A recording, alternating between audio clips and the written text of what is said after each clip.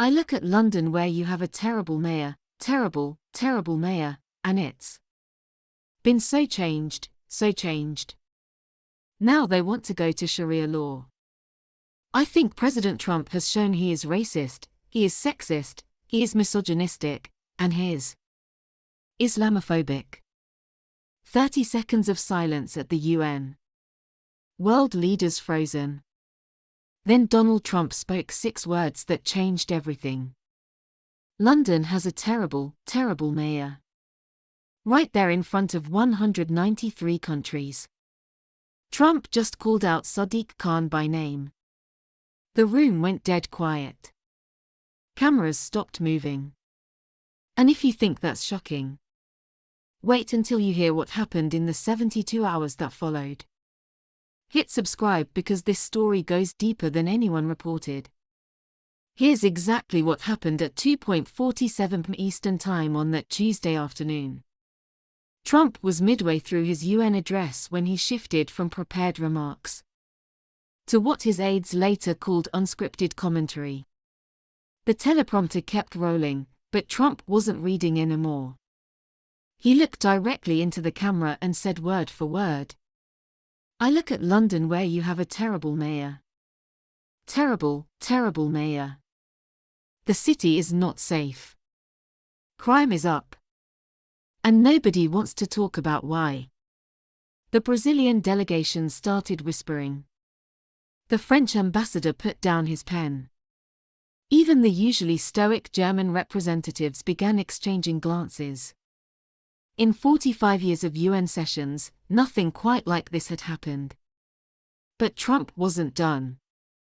When a major Western city can't protect its own citizens. When elected officials make excuses instead of solutions. We all notice. That's when the real bombshell dropped. Trump pulled out his phone during a UN address and started reading statistics live on camera in front of every world leader. Knife crime in London up 15% this year. Violent robberies up 22%. Tourist safety warnings from 6 different countries. These aren't my numbers. These are official British government numbers. The silence in that room was deafening. Khan's team found out about Trump's comments before Khan did. By 3:15 p.m., his press secretary was fielding calls from every major news outlet. By 3:30 p.m., social media was exploding. By 4:00 p.m., Khan himself was watching the clip on repeat in his office at City Hall. What happened next reveals everything you need to know about modern politics. Instead of addressing the statistics Trump cited, Khan went straight to character attacks. Within 2 hours, he released a statement calling Trump's remarks racist, divisive, and completely false. He accused Trump of using London as a political football for American audiences. But here's what Khan didn't do. He didn't refute the crime statistics. He didn't explain the tourism warnings. He didn't address why his approval rating had dropped to 43%. The lowest since he took office. He just attacked Trump's character and hoped people wouldn't check the numbers themselves. Because within hours of Khan's response, something unprecedented started happening on British social media. Number sign. Check the numbers began trending. Not from Trump supporters. Not from conservative activists. From ordinary Londoners who decided to verify Trump's claims for themselves. What they found was uncomfortable. The Metropolitan Police data showed knife crime had indeed risen 15% year-over-year. The Office for National Statistics confirmed the robbery numbers. The tourism warnings were real. Issued by Australia, Canada, Japan, and 3 other countries. Advising their citizens about safety concerns in central London. Sarah Mitchell, a 34-year-old nurse from Hackney, posted this on Twitter. At 11:47 p.m. I hate that Trump is right about anything. But I checked the Met Police website. The numbers are real. My street alone had 3 muggings this month. When did we stop talking about this? That tweet got 127,000 retweets in 18 hours. British phone and radio shows were flooded with callers. Not political activists, regular people. Teachers, shop owners, parents, retirees. All saying variations of the same thing. I can't believe I'm agreeing with Trump, but... LBC Radio's James O'Brien, known for his strong criticism of Trump, admitted live on air, "I've spent the morning going through these statistics. And I have to say they're largely accurate. The question isn't whether Trump is right about the numbers. The question is why our own mayor isn't talking about them." That's when the British political establishment realized they had a serious problem. By Thursday, 3 major newspapers had run fact checks on Trump's claims. The Times of London. Uncomfortable truths in Trump's London attack. The crime statistics Khan doesn't want to discuss. Even The Guardian, hardly friendly to Trump. Beyond the rhetoric, what do the numbers really show? All 3 reached similar conclusions. Trump's statistics were substantially accurate, even if his interpretation was politically motivated. But the most damaging development came from an unexpected source. The London Assembly, Khan's own governing body, released their quarterly crime report that same Thursday. The timing was purely coincidental, but the optics were devastating. The report showed that public confidence in London's safety had dropped to its lowest level in a decade. 67% of Londoners now avoid certain areas after dark.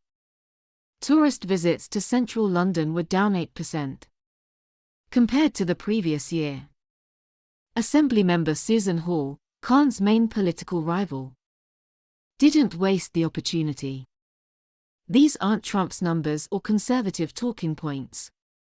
This is our own data showing that Londoners feel less safe than they have in years.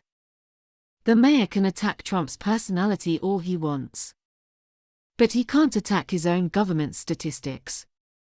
Khan's response to his own assembly's report. He questioned the methodology and suggested the data was being politically weaponized. That's when even his supporters started to worry. David Lammy, Labour MP and Khan ally, privately told colleagues that the mayor was fighting the wrong battle. Instead of defending his record with facts and plans, Khan was getting dragged into a personality contest with Trump. A contest nobody wins. But Khan doubled down.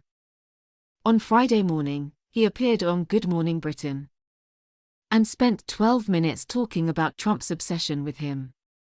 He made jokes about living rent-free in Trump's head and suggested Trump was jealous of London's diversity. What he didn't do: announce any new safety initiatives, present any counter-statistics, outline any plans to address the concerns raised by his own constituents. The interview backfired spectacularly. By Friday afternoon, Khan out was trending across the UK. The hashtag wasn't started by conservative activists or Trump supporters. It was started by London Mum 47, a woman from Islington whose real name is Emma Thornton, a 35-year-old social worker and Labour voter. Her tweet read, "Voted for Khan twice. Can't do it again. Too busy fighting Trump to fight crime. We need leadership, not Twitter wars." Charles Tan out. Within 24 hours, that tweet had 340,000 likes and was shared by everyone from construction workers in Croydon to university professors in Camden. The demographic breakdown of the Khan out movement shocked political analysts. It wasn't angry conservative voters or far-right activists. It was Khan's own base. Young professionals, ethnic minorities, working mothers. University graduates living in zones 2 and 3. These were the people who had elected Khan twice. And now they were questioning whether he was the leader London needed. Polling company YouGov released an emergency survey on Saturday, showing that 41% of Londoners thought Trump's criticism of Khan was partially or wholly justified. Among Khan's own 2021 voters, that number was still 28%. When more than a quarter of Londoners